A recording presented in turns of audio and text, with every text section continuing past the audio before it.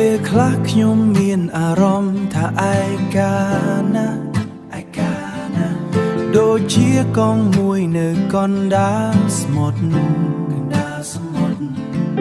ទូមានមនុស្សនៅជុំវិញខ្លួនក៏នៅតែរកមើលផ្លូវមួយក៏នៅតែរកមើលផ្លូវមួយដើម្បីភ្ជាប់បេះដូងយើងទាំងពីរ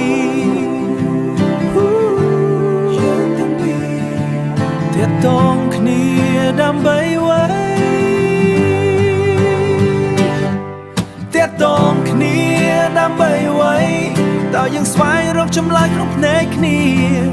ឬគ្រាន់តែជាការបំពេញចន្លោះក្នុងភាពស្ងាត់ជ្រងំ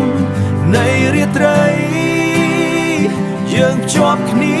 ដូចជាស្ពានឆ្លងដែរទាក់ទងគ្នាដើម្បីអ្វីស្ពានមួយដែលសាងពីភាពស្មោះត្រង់ស្ពានមួយដែលឆ្លងកាត់ភាពភ័យខ្លាចពីត្រើយមកខាងទៅត្រើយមកខាងទៀតបេះដូងលេងឯកាទៀតហើយនៅពេលយើងចាប់ផ្ដើមយល់គ្នាទាក់ទងគ្នាដើម្បីជីវិត